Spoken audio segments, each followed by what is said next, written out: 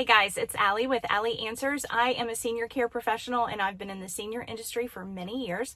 I get paid for my advice, but I give it here to you for free.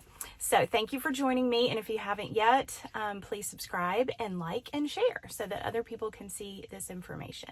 Today, I would like to talk about how important it is to consider how you're presenting yourself to an assisted living or senior care facility. So when you plan to go out for maybe the very first time and you're going to go look at a community and you're like, I am shopping, I am looking for certain things, I have a list of things, and that is great. But guess what? In today's world, they are shopping too. When you come through the door, they are trying to decide, is this a family that we want to join our family? If it's a really great place, that's exactly what they should be thinking. They should be looking at you to see if you fit in with their community. Now, I don't mean color, race, gender, all of that. What I mean is, are you the kind of person who is going to actively care for your loved one, who's going to advocate for them in a kind way? So what you don't want to do, number one, is you don't want to come into a community and complain about where they are. You can say, I wish the care was a little more attentive or something like that. But you don't want to go on and on and on complaining about the place where they are, because they can picture you, and they should be, they can picture you complaining about them to other people, and no one wants that. So if you set yourself up as that kind of consumer, that you are critical and you don't mind sharing your criticism very easily, then some people are just not going to want you to be part of the family. Now, why does this matter to you? It matters because a lot of senior livings are on a waiting list. And if you are number 18 on a waiting list, it's going to be pretty easy to skip over to number 19 when they are making phone calls. Because let's be frank, taking care of seniors is a lot of work, and making sure that the families have what they need, it's a special privilege that people in senior living have. But if they know from the jump that you are difficult to please, or they think that's the case, they might not call you. They might take your deposit and be nice, but that, you may never get a room for your mom or your dad. So just consider that when you go in and you are talking about where they've been or complaining about anything, it can influence whether or not they choose you and let you move your loved one in. Number two, you want to be careful. You don't want to seem litigious. Well, if you are like angry about something that has happened in your family and you're talking about, my lawyer said, or you are complaining about any situation in your life, this is how you present yourself. I'm upset because this, that, and the other's going on. I've talked to my lawyer, or I'm thinking about calling an attorney, or I'm calling the ombudsman. That is a red flag for any community where you're visiting. Now listen, do I think that you can call your attorney or the ombudsman, and you should if you're having problems that are not being addressed? Yeah, but should you be presenting yourself that way when you go into a community to look around for mom and dad? No, you should not. And as a matter of fact, if mom and dad have recently moved in and you're having problems, you also want to be careful not to present yourself in that way, because they have a right to give you a notice to move out. They have a right to do that. So why would you create a situation where you are now on that short list of people that they're watching?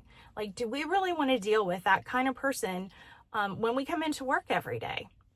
I can tell you right now that the way the market is, in most places and in my area, they don't want to deal with that. So don't set yourself up as a bad guy or as someone who is going to jump to an extreme right away. You also want to be careful how you present your family. So we all argue with family members. If you're close at all, you're going to argue just from friction of being around each other. But also when you're trying to determine care for your loved one, and maybe you're the POA and you're trying to make the best decision financially for your loved one, or maybe you're the one who's just local and someone else lives far away and they're the POA and you're struggling with them.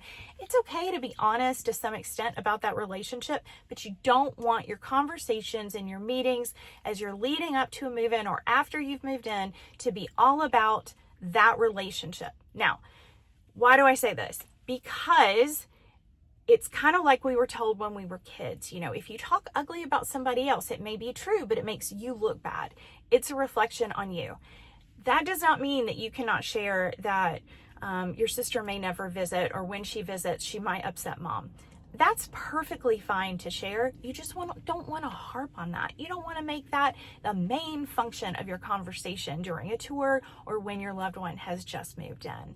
So I want you to keep in mind how you're presenting yourself. Again, this is important because your loved one does not have to live there. You may choose that place and you may think, I'm in the driver's seat, I'm choosing, I'm deciding, but you may never get into the place that you want to get into and pay all that money if you present yourself as someone who is in kind of a scrappy mood all the time, who is going to call an attorney at a moment's notice, who has family members who are going to show up and act crazy. You got to be careful about the picture that you are presenting. Okay, and finally, this one's big. This one's big. So I worked for years in communities and I met with all kinds of families, and we know that people do not get along sometimes with their parents. It's a given, right? And sometimes your mom or dad can be really difficult for you to deal with. Maybe they are hard on you. Maybe they are never satisfied with you, but maybe they are nice to strangers, or they're nice to people at church, or they get along with their neighbors. We want to put our loved ones in the best light when we go and look at a community, whether it is independent, assisted living, memory care, or even a nursing home. What we don't want to do is present our loved one as the evil, wicked witch that no one can get along with, because it all goes back to the same thing. You're not the only one making a decision when you go in there. There's plenty of people that want to move in to communities, and they don't have to chase you down. They do not have to follow up. They do not have to call you back. They do not have to take your deposit. They can, suddenly decide that that room was taken by somebody else when you turn around. So even if it's true, even if your mother is so stinking difficult, you want to kind of tone that down a little bit, because in all reality, most of the time when your loved one comes into a different environment, they have an opportunity to meet with providers who are able to kind of expand on diagnoses that they may have had, or may be able to address certain issues. Let's say the dad is a grumpy man. He also may have severe depression, and maybe he needs medication to just kind of help him feel a little more normal or like himself. Or maybe mom has severe anxiety, and what you are rating as very controlling and just very difficult to live with is actually the slow anxiety that came on over time that is just overwhelming her. And sometimes providers can see things that you can't see. So your loved one may be able to be on medication that is appropriate for their diagnosis, that may make them more comfortable, and they may have a totally different experience at this community than you've had with your mom. And even if they never need any medication at all, they may just be different in a different environment than they've ever been in. Maybe because they don't have to do the chores, cook the meals, worry about their laundry, worry if their neighbor thinks something about them. If they don't have all that going on, they may be a completely different person. And also because people who work in a community are not their family, there's a different kind of relationship and a different feeling there. So give your parents a chance to get to know their community without too much of your opinion going on to their personality. Let's not go in and be like, dad's a narcissist, he's bipolar. And by the way, not diagnosed with any of these things. This is how you're feeling and the things that you've processed. I totally get that. Totally valid. But these people are not your friends. This is a business arrangement. And if you want your loved one to have the best opportunity to just have a good experience, then it is okay to tell the truth. But we just need to consider how we're presenting that truth.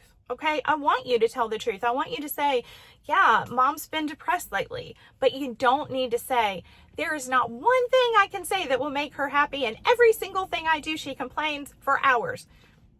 That's not somebody that people want to invite into their community. So let's consider what we're presenting. This is not a situation anymore of we are shopping, we're going to pay these people $7,000 a month or $10,000 a month, so they are going to take mom no matter what.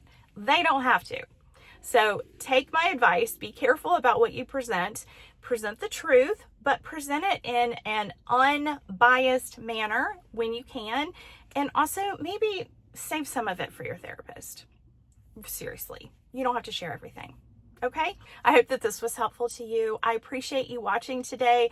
I appreciate you and all that you do for your loved one. Have a great day. Bye-bye.